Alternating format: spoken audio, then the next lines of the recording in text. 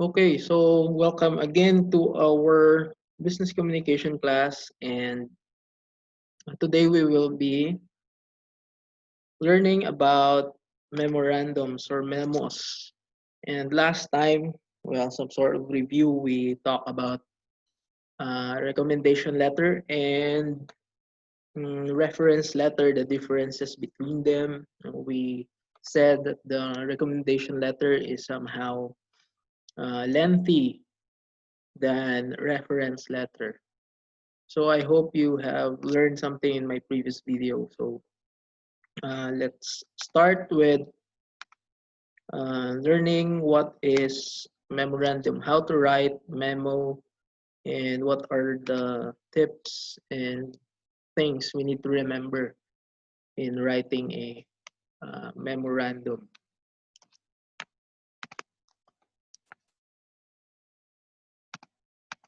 So memo, we have for today, let's define it. Introduction of the topic. We will be learning also the advantages and the purpose of the memo or memorandum and its characteristics as well as parts. And later, if you have questions, kindly jot it down and ask in the group chat in the messenger. Okay, let's define first.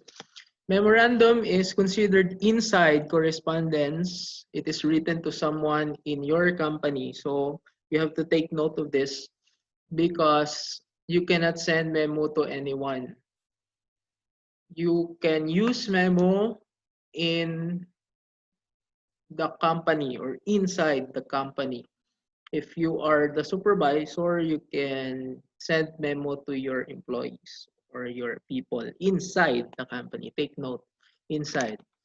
So you cannot send memo to anyone aside if unless they are hired in a certain company or a certain group of people or a certain uh, well society in your company.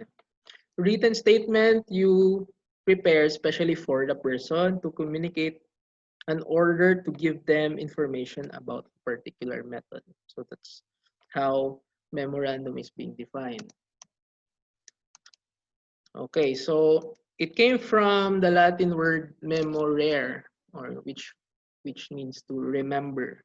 So in that definition, it gives us an idea that memo reminds people, or it gives us reminders when you receive some memorandums or some memos.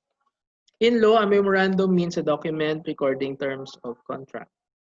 Some um, well, companies or establishments put memo as a sign of, well, there are contracts in there. Some reminders to be remembered. What are the things that you need to do or instructions in your certain contract of agreement. That's how memo works in some or in laws. No? Plural of memorandum is memorandums or memoranda. So take note of that. It is commonly known as its abbreviation, no? Memo. Advantages. Well, aside from uh, its function that to remind, no, the advantages of memo is or are quick and convenient because you will be receiving the memo as soon as possible. Inexpensive and a written record because some companies put a record in that because they tend to have numbers or records in their memos like memorandum number one, memorandum number two, memorandum number three, and so on and so forth. That gives them the record of how many memos were sent to you and to the employees in a certain company. Memos should be designed to get your message across quickly inside the company. So everyone, or it depends on the supervisor, sino ang padala niya. But usually memos are general to the people concerned. Busy people do not want to waste their time reading unnecessary information. So take note that memo is concise and precise. So there are no words that are uh, unnecessary. So it's direct to the point. What you want to convey, it's written directly. Now, purpose, of course, it's to inform, to inquire, to report, remind, and to promote goodwill. So uh, those purposes of the memo are considered very essential because there are a lot of people who always tend to forget the functions of each. So the purpose of the memo is to inform. Or if you wanted to have some reports into your behavior in a certain company, some employers tend to give memos to give you reports of your achievements, no? Or so what you have done in a certain company. To remind and to promote goodwill, because sometimes, well, we forget things because of our busy schedule. Now let's go to the characteristics of effective memo. Well, a good memo here shows the characteristic of clarity, meaning it is um, written with direct to the point, and your message must be uh, clear enough to be understood by the readers. Conciseness, unity of the theme, and informal tone. In some point, it is considered informal than the letter because it is considered as general in some point. But memos can either be informal or formal. So we can use tones depending on the person receiving the memos. Memos must be clear because a vague memo will, uh, of course, confuse the readers, uh, lending to delay and no action sometimes. If you receive some memos to work on this and work on that, if you do not understand or the memo is vague, there are possibilities that you cannot do the certain request.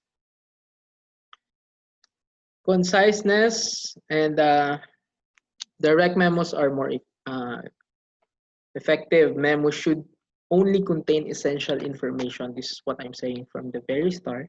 Avoid unnecessary explanation, repetition, words, expression, and amplification because no one likes to read lengthy memos or letters unless it is a love letter.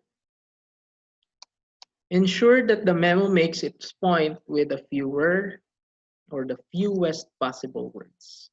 For the unity of the theme, memo should not or does not have unity of the theme,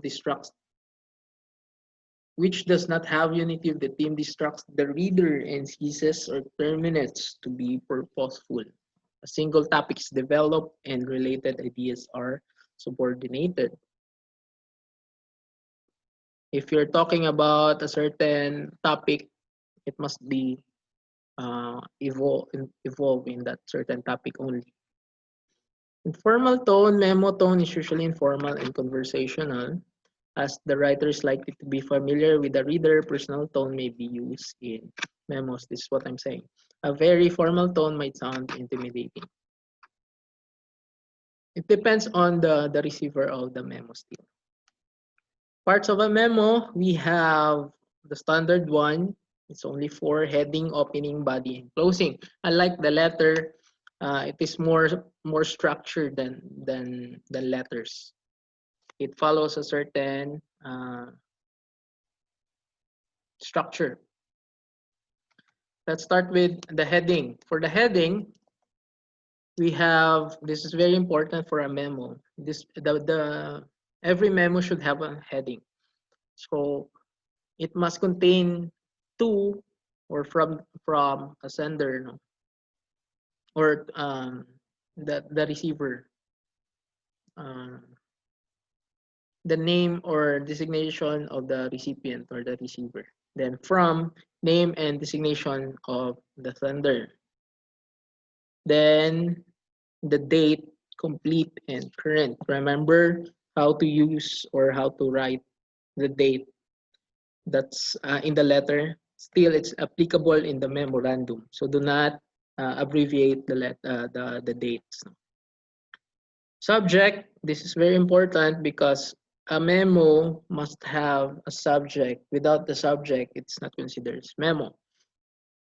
So uh, the reason why subjects being put there because um, that's the first thing that the reader reads.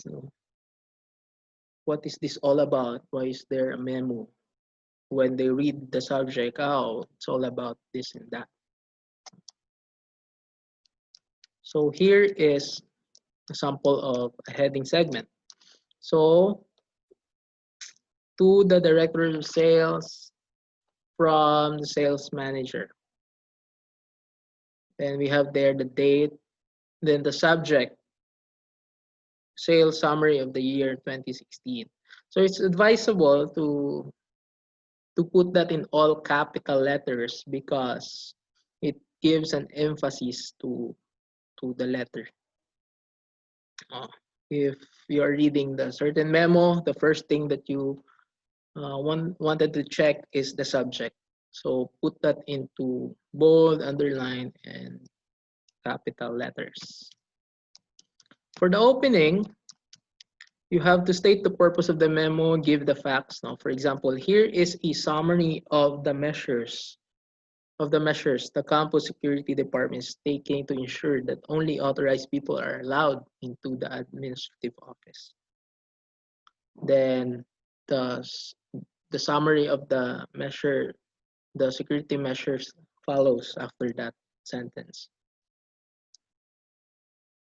Another example is, as you requested, here is a copy of annual sales report for our new product, Mint Candy, launched in December 2015. Then the copy of annual sales follows. Then that's it. That's how memo works. For the body, it is single space. Body of the memo contains the message of the memo. It describes and explain and discuss the central idea of the memo and includes all the details that supports the sender's idea. Well, the body may contain a brief statement of the key recommendations the sender has reached. For the closing, let's take this for an example. Please send your recommendations to me by October 5, 2016 so that we will be able to complete the project by the end of November 2016. So in the closing, some sort of reminder that the sender would like to remind the receiver to send a recommendation or a copy of recommendation before October 5 so that they can prepare that in November. That's what I'm trying to read. Make sure to be courteous in the statement. Do not use sincerely. Unlike the letters would end like complimentary closing, like sincerely yours, truly yours. So do not do that in the memo. There are optional parts of the memo, just like references, attachments, and distribution list. But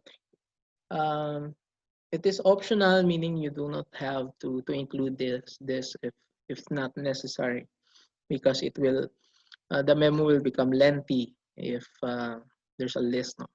But if it is a must, then you must include those lists in a separate page. No? For example, the distribution list or the people might receiving the copy. Attachments like photographs, the list, the tables, or the data you wanted to give to the receiver.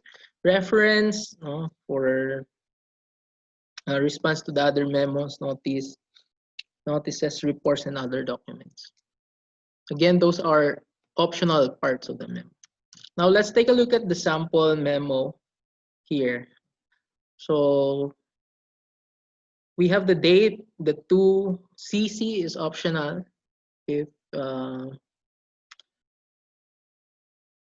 you don't want to give that to the person, you can disregard the CC, then move directly to the from, and then subject or again, do not forget the subject or the regarding. And some attachments at the bottom. Again, attachments are optional. You might not include that. So from the format or from the example here, we can see that the memo is very short than the letters, usually.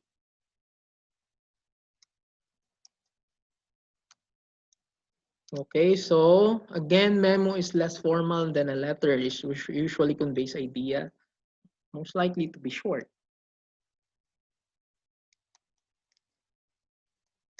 How to organize the thoughts of the memo? Well, state the purpose of the memo.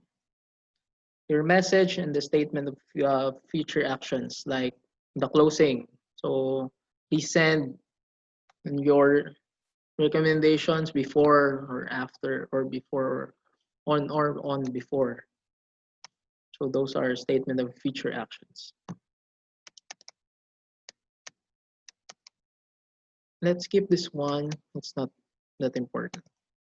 Oh, why not? Now let's go to the nevers in memo writing. So in memo writing, there's a lot of things that we need to remember. So these are the don'ts. So never write memos or any other communications which are unnecessary. That's number one. Next is never write complicated, hard to understand memos. So again, memo is for clarity. Keep them simple and direct to the point. Never write rude, blunt, or thoughtless memos. Never send memos that have typos, misspelled words, or grammatical errors. No? So this is true also in letter writing. So of course you have to check, double check, and check, recheck that to other people aside you, so that if there are misspelled words, typo words, or grammatical errors, it can easily change. No? Never waste space with unnecessary introductory materials. So direct to the point. The purpose of the memo is to save space. No? Never leave out necessary details, causing people to have follow up with questions. Never use a closing line or signature in a memo, but in some cases, to make it more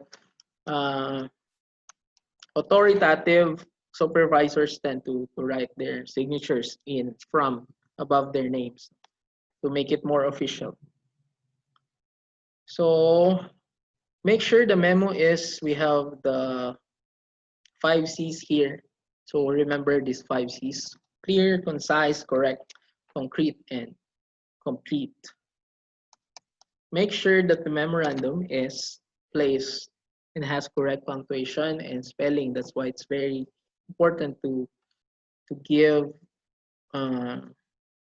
peer editing or check the spelling to your friends or to other people, so that it will be reread and re-edit. Be sure that the memo states the purpose clearly, presents message effectively, use a courteous tone, gives reader complete, accurate details, includes appropriately, conclusion. Okay, so that ends our memorandum lesson. So I want you to